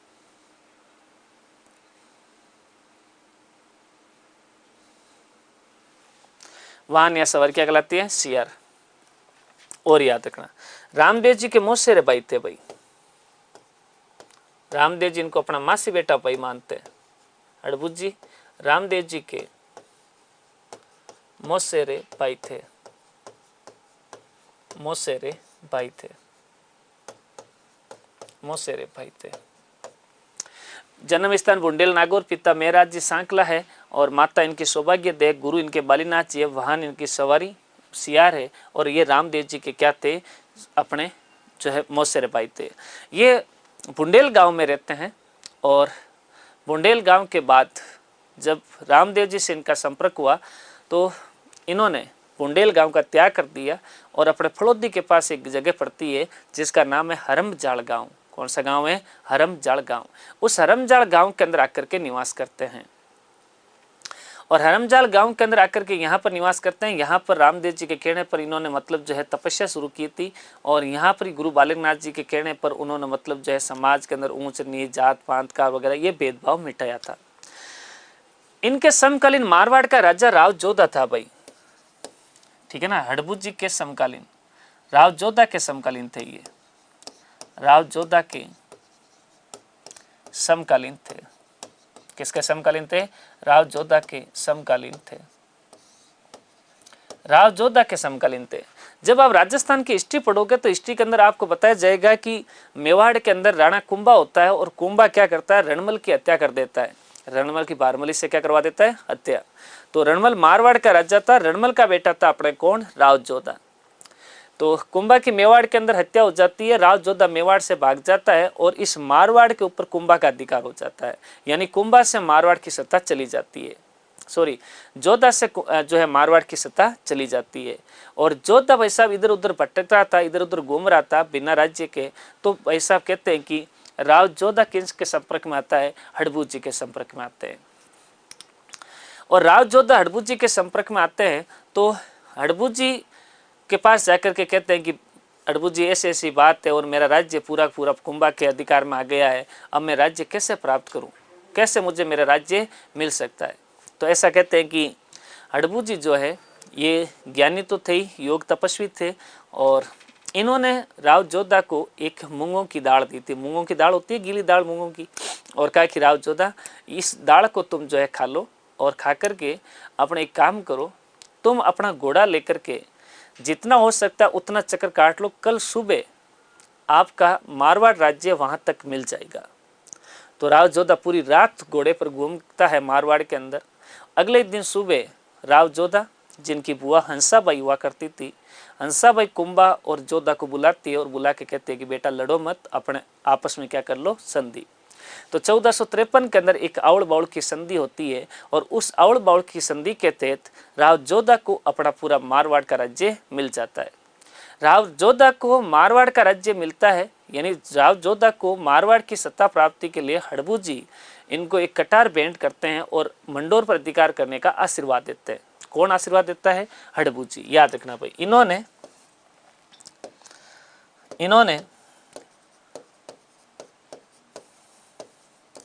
राव जोधा को मंडोर विजय का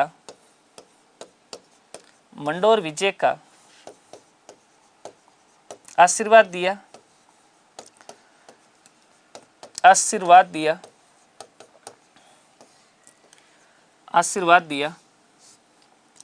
तथा एक कटार भेंट की,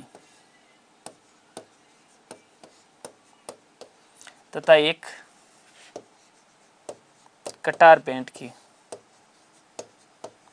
भेंट की।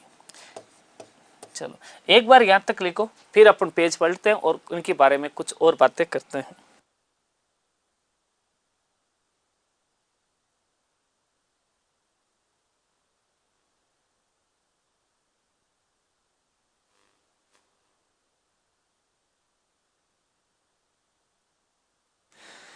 तो इन्होंने राज जोधा को मंडोर विजय का आशीर्वाद दिया और अपने क्या भेंट किए, कटार भेंट किए हैं। चलो आगे और बात बताता हूँ।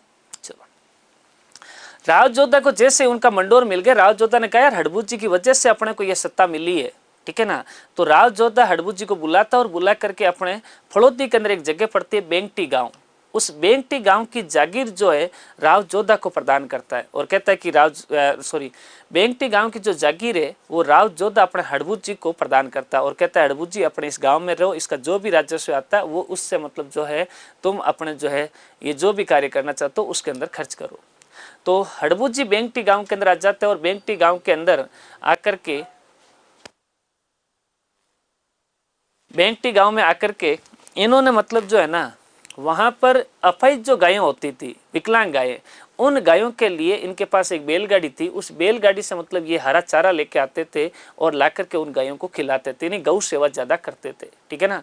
तो याद रखना भाई, राव जोधा ने एक लाइन लिख दो, राव जोधा ने हड़बूत जी को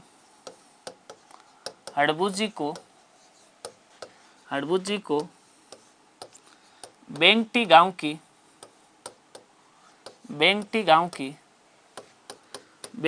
मतलब जगह पड़ती है गांव पे फड़ौदी, बेंगटी गांव की जागीर प्रदान की।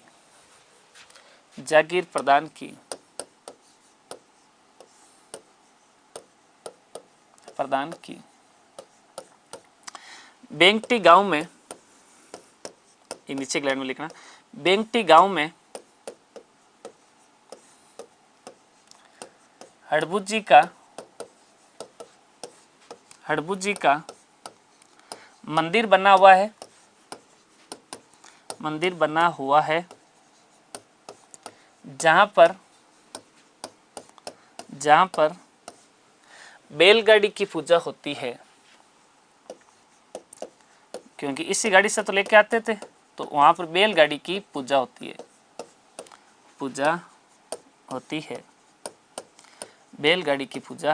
है। तो अगर आपसे सवाल पूछ ले कि राजस्थान के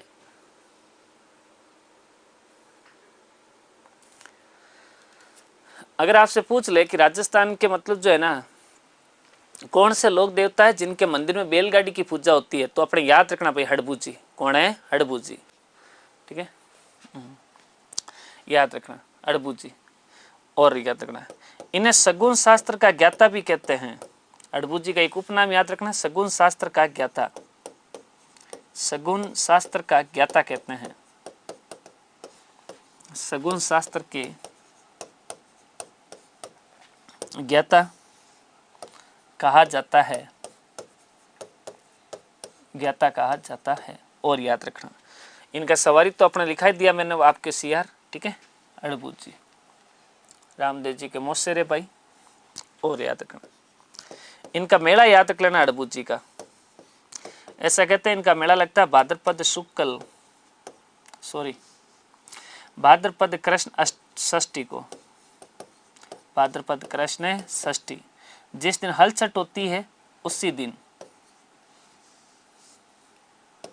भाद्रपद कृष्ण षष्ठी को बलराम जयंती मनाते हैं। वहां पे इन्होंने रामदेव जी की समाधि के 8 दिन समाधि ली थी। इन्होंने यानी हड़बूत जी ने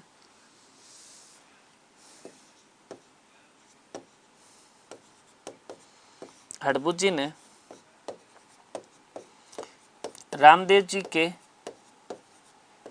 रामदेव जी के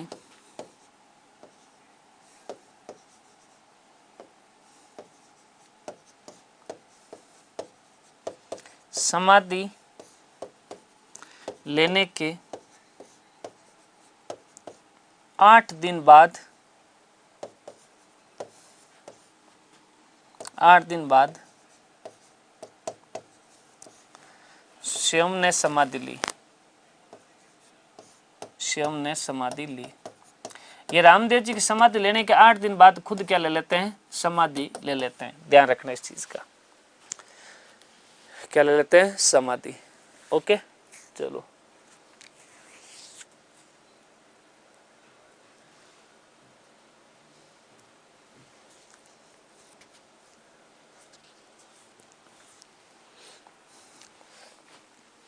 लिख दो भाई, ये अपने हडबुज जी सांकला।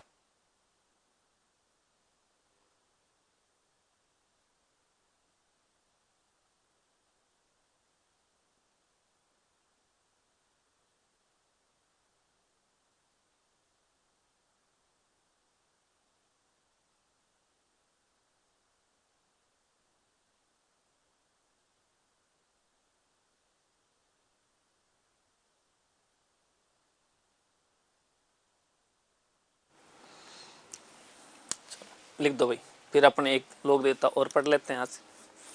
तो 5 पीर यहाँ पर आपके कंप्लीट होते हैं। ठीक है, 5 पीरों के बाद में अन्य लोक देवताओं की चर्चा शुरू करते हैं।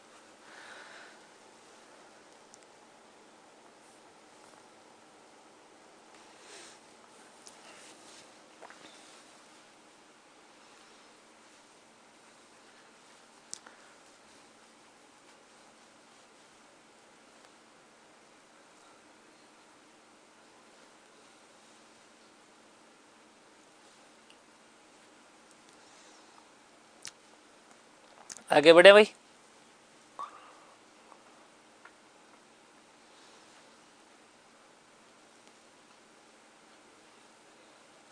चलो, तो यहाँ पर ये 5 पीर कंप्लीट हो गए अपने, और 5 पीरों के कंप्लीट होने के बाद अन्य एक एक लोक देवता पढ़ेंगे, जिसमें से आज अपन चर्चा करेंगे राजस्थान के एक लोक देवता हैं जिनका नाम है कल्लाजी राठौड़। क्या नाम है भाई? कल्लाजी राठौड़। यहाँ पर चर्चा करेंगे अपन कल्लाजी राठौड़ की। कल्लाजी राठौड़, कल्लाजी राठौड़। कल्लाजी राठौड़ के बारे में पहले तो वही बातें हैं जिनका अपन परिचय पढ़ेंगे एक एक। ठीक है, तो आप भी अपनी कॉपी के अंदर लिख लीजिए, इनका साथ साथ लिख लो भले। ठीक है, एक तो इनका जन्म स्थान पढ़ेंगे अपन, एक इनके पिता का नाम पढ़ेंगे, पिता का नाम, एक इनकी माता का नाम, माता का नाम, पत्नी का नाम,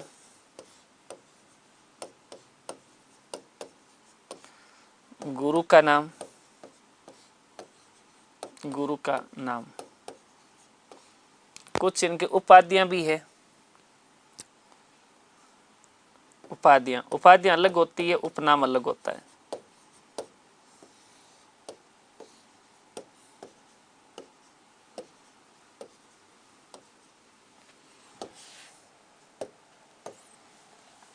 जन्म स्थान 1544 के अंदर इनका जन्म होता है, और एक जगह है जिसका नाम है सामियाना गांव। कौन सा गांव है? सामियाना, जो राजस्थान के मेड़ता तहसील लगती है और नागौर जिला लगता है। नागौर क्या लगता है? जिला। पिता इनके आस सिंह जी राठौड़ थे, आस सिंह राठौड़, आस सिंह राठौड़। माता इनकी श्वेत कंवर है,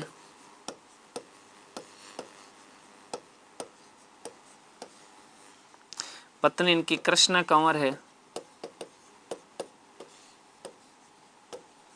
कृष्णा कंवर। गुरु का नाम इनके भैरवनाथ है, भैरवनाथ जी। इनको कम दज भी कहते हैं, और वैसे राठौड़ों को कम दज की उपाधि से सम्मानित किया जाता है। तो इनको कम दज के नाम से भी आप जानते हैं। इनके बारे में इतनी सी बातें लिखो। फिर मैं इधर एक कुछ बातें और लिख रहा हूँ कि इनके एक चाचा है जिनका नाम अपने को याद रखना है। चाचा, चाचा का नाम, चाचा मतलब जानते हो अंकल, काका, ठीक है। चाचा का नाम जयमल राठौड़ है। एक इनके उपनाम, यहाँ की भी मैं चर्चा कर लेता हूँ, दो बातें और लिख देता हूँ। चाचा तो इनके जयमल राठौड़ है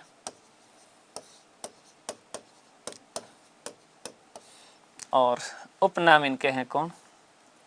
एक तो चार हाथ एवं दो सिर वाले लोक देवता, दो सिर वाले लोक देवता और एक इनको कहते हैं शेष नाग का अवतार, शेष नाग का अवतार,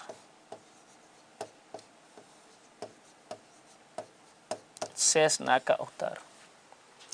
चार हाथ और दो सिर वाले देवता किसको कहते हैं? वो अपने कलाजी राठौड़ को कहते हैं। क्यों कहते हैं इसकी चर्चा अपन करेंगे। और शेष नाग के अवतार, शेष नाग के अवतार। इनके समकालीन दिल्ली के बादशाह अकबर थे भाई। कौन थे भाई? अकबर। ये अकबर के समकालीन है। चलो यहाँ तक लिखो, फिर अपन इनके बारे में कुछ बातें करते हैं।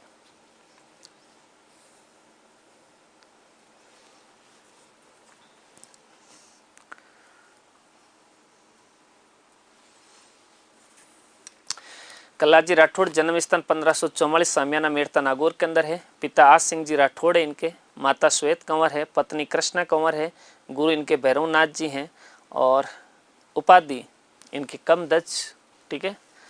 चाचा इनके जयमल राठौड़ है और चार हाथ एवं दो सिर वाले लोक देवता और शेष नाग का अवतार कहते हैं।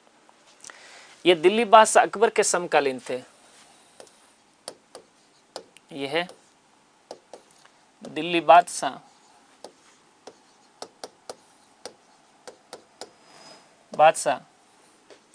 अकबर के समकालीन थे। अकबर के समकालीन थे, यानी इस समय इनके टाइम पर दिल्ली का बादशाह कौन हुआ करता था? अकबर। इनके बारे में यूँ कहा जाता है कि भाई अपने जो है मेड़ता का राठौड़ राजघराना 1562 के अंदर दिल्ली के बादशाह अकबर जो है वो अपने ख्वाजा मोइनुद्दीन चिश्ती की दरगाह पर जियारत करने के लिए आता है। अपने हिस्ट्री में पढ़ते हैं तो जियारत करने के बाद वहाँ से अजमेर से रवाना होकर के ये बंदा अकबर जो है वो अपने नागौर आता है। और नागौर आता तो बीच में अपने रियासत थी जिसका नाम था मेड़ता। कहते हैं कि 1562 के अंदर अकबर ने जो है मेड़ता के ऊपर क्या कर लिया? अधिकार। 1562 में अकबर ने मेड़ता के ऊपर अधिकार किया तो मेड़ता का जो राजघराना है यानी जयमल राठौड़ वगैरह इनके परिवार के लोग, वो सारा का सारा अकबर का यहाँ अधिकार होने के कारण ये सारा का सारा वहाँ चला जाता है मेवाड़। मेवाड़ के शासक उस समय राणा उदय सिंह जी हुआ करते थे। महाराणा प्रताप के पिता उदय सिंह, महाराणा उदय सिंह कह सकते हैं, उनके पास चला जाता है और वहाँ जाकर के रहने लग जाते हैं। 6-7 साल बाद के अंदर वहाँ पर 1568 के अंदर 67-68 की बात करते हैं, अकबर उदयपुर यानी चित्तौड़ के ऊपर आक्रमण करता है। किस पर आक्रमण करता है? चित्तौड़ पे। और चित्तौड़ पर आक्रमण करता है तो उस समय कलाजी भी वहीं जगह एक पड़ती एक रेनला, वहाँ पर जगह चित्तौड़ के अंदर जगह, वहाँ पर योग तपस्या करते थे। गुरु इनके भैरवनाथ जी थे। तो अकबर ने जैसे आक्रमण किया और उन्होंने सबको भाई अपने किले के अंदर बुला लिया, सब लोगों को, कलाजी को सबको कहा कि अंदर आ जाओ, अकबर का आक्रमण हो गया है, अपन किले के अंदर आ जाओ। कहते हैं कि इस समय राणा उदय सिंह, जयमल राठौड़ जो इनके चाचा हैं और जयमल राठौड़ की बहन की शादी कर रखी थी फतेह सिसोदिया से। जयमल और फतेह पढ़ते हैं अपन। तो जयमल और फतेह ने उदय सिंह जी को कहा कि उदय सिंह जी, बादशाह ने अपने ऊपर अटैक किया है और हर बार कोई आक्रमण करता है तो राजा के नेतृत्व में केसरिया किया जाता है, यानी राजघराना केसरिया का नेतृत्व करता है। अब की बार एक काम करते हैं, आप अपने फैमिली को लेकर के चित्तौड़ के गुप्त रास्ते से बाहर चले जाओ, किले से बाहर चले जाओ, ठीक है। और हाँ जी, मान लिए मैंने।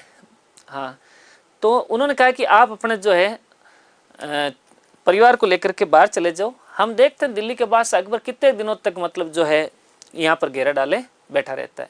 या तो अकबर चाहेगा कि संधि करनी तो हम संधि कर लेंगे, और अकबर कहेगा युद्ध करेगा तो हम युद्ध कर लेंगे, और जिस दिन संधि हो जाएगी या ये अपना आप ही घेरा उठा के चला जाएगा तो फिर वापस आ जाना। तो उदय सिंह जी अपने परिवार को लेकर के गोगुंदा की पहाड़ियों की तरफ चले जाते हैं। चित्तौड़ का कार्यभार दे दिया जाता है जयमल और फत्ता को। तो ऐसा कहते हैं कि जयमल एक दिन रात को मतलब जो है इस चित्तौड़ किले की निगरानी कर रहा था, और अकबर अपने शिविर के अंदर बैठा था, नीचे पहाड़ी पर किला, नीचे अकबर बैठा था। अकबर की नज़र जयमल के ऊपर जाती है, और अकबर बैठा बैठा अपनी बंदूक थी इनके पास, संग्राम बंदूक, उस संग्राम बंदूक से इस जयमल के ऊपर अटैक करता है, यानी गोली चलाता है, और गोली जयमल के पैर में लग जाती है, यानी पूरा पैर उनका काम करना बंद हो जाता है। अब अकबर को बड़ा गुस्सा आया, यार 6-7 महीने हो गए राजपूती वीर युद्ध करने के लिए भी नहीं हारे, किले के अंदर बैठे। तो किसी ने कहा भाई ये आएंगे नहीं, क्या क्यों नहीं आएंगे?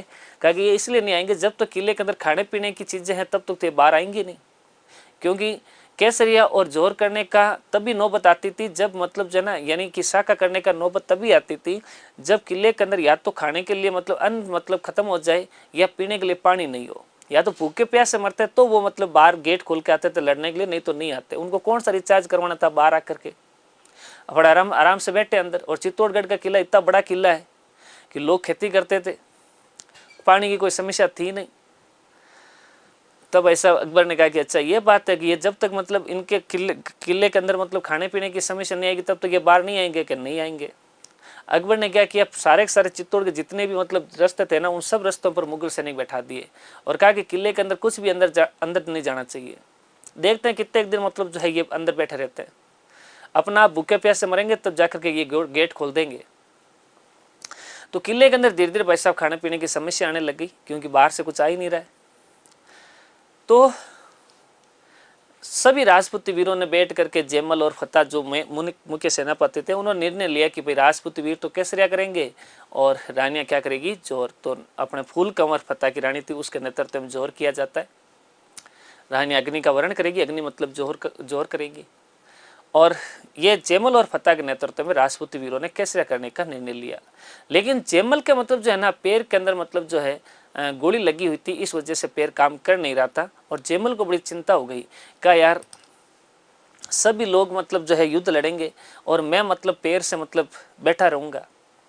तो उस समय मेरे हिसाब से 1544 में जन्म हुआ है, 1568 के अंदर साका हो रहा है, तो लगभग कलाजी 24 साल के होंगे वीर, 24 साल के वीर हैं ये, ठीक है ना। तो जयमल इनके चाचा थे और कलाजी इनके भतीजे हैं ये, ठीक है।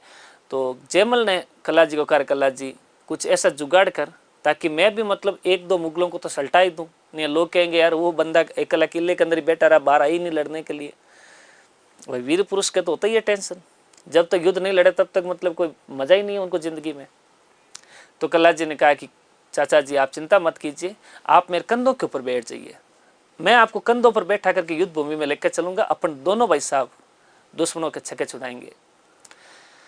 कलाची ने जयमल को अपने कंधों पर बैठाया था, तो 2 हाथ कलाची के 2 हाथ जयमल के, एक सिर कलाची का एक सिर जयमल का।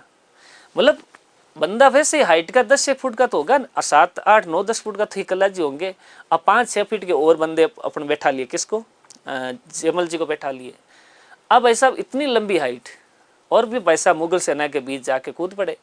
कहते हैं कि दोनों चाचा भतीजों ने फटाफट तलवारें चली, दोनों हाथों से 4 तलवारें चल रही है, जो भी आए खटाखट खटाखट। इससे युद्ध के अंदर जितने मुगल सैनिक मारे गए ना, मेरे हिसाब से वो मुगल सैनिक किसी भी युद्ध में नहीं मारे गए होंगे। इसीलिए तो इससे मुगल सैनिक ज़्यादा मरने के कारण इस साका के बाद अकबर चित्तौड़ के अंदर, मेवाड़ के अंदर कत्लेआम का आदेश देता है। कहते हैं कि ये जो कलाजी राठौड़ थे वो मतलब चित्तौड़ से युद्ध शुरू करते हैं और मुगलों को ठेठ एक जगह पड़ती है, रुंडेरा जगह पड़ती है 3-4 किलोमीटर दूर, वहां तक मुगलों को ले गए थे पीछे की तरफ। तो वहां पर जाकर के लास्ट के अंदर शांत हुए थे, वीर गति को प्राप्त हुए हैं कलाजी। तो वहां पर इनका आज भी चबूतरा बना हुआ है। तो इस युद्ध के अंदर चित्तौड़ के तीसरे साके में लड़ते हुए अपने कौन से लोक देवता वीर गति को प्राप्त हुए, तो कलाजी राठौड़ को प्राप्त हुए थे। बाकी हिस्ट्री की बातें आपको हिस्ट्री वाले लिखाएंगे, अपने एक लाइन लिख दो। 1568 में चित्तौड़ के तीसरे साके में, चित्तौड़ के तीसरे शाक्य में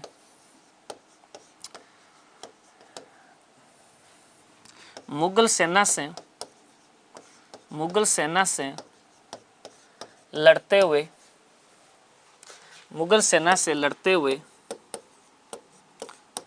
हुए वीर गति को प्राप्त हुए।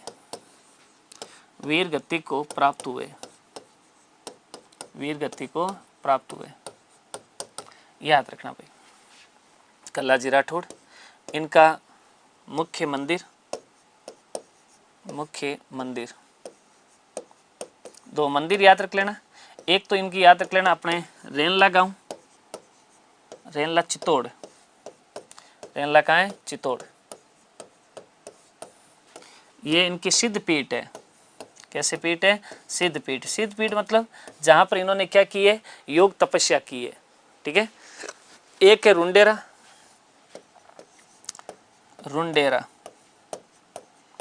चित्तौड़, रुंडेरा कहाँ है? चित्तौड़। और एक है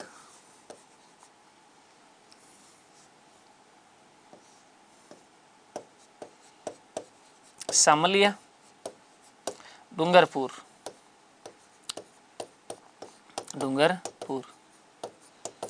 यहां पर इनके मंदिर में मूर्ति पर अफीम चढ़ाई जाती है। मूर्ति पर अफीम चढ़ाई जाती है।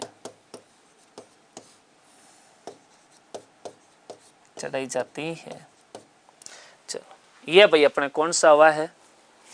कल्लाजी राठौड़। लिख दो फटाक से कल्लाजी राठौड़ के बारे में। कल्लाजी राठौड़,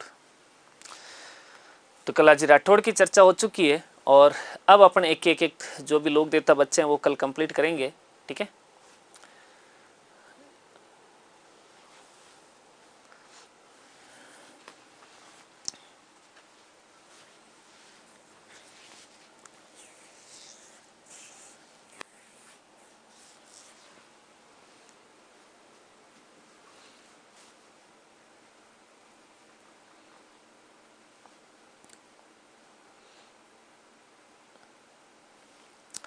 चलो, तो आज की क्लास को अपन यहीं विराम देंगे दोस्तों। बाकी की क्लास अपन जो है कल कंटिन्यू सेम टाइम पर ही चर्चा शुरू होगी। और आगे लोग देता जितना पढ़ाया जाता उसको रोज इतना पढ़ता रहे, उनको बार बार रिवीजन करते रहे, उनको पढ़ते रहे। और जो चीज़ें आगे पढ़ाई जाती है वो आप एक दिन पहले पढ़ लें ताकि याद आसानी से हो जाए। ओके, तो धन्यवाद। जय हिंद, जय भारत। आपका जो प्यार है उत्कर्ष के प्रति, हमारे प्रति यूं ही बना रहे। धन्यवाद।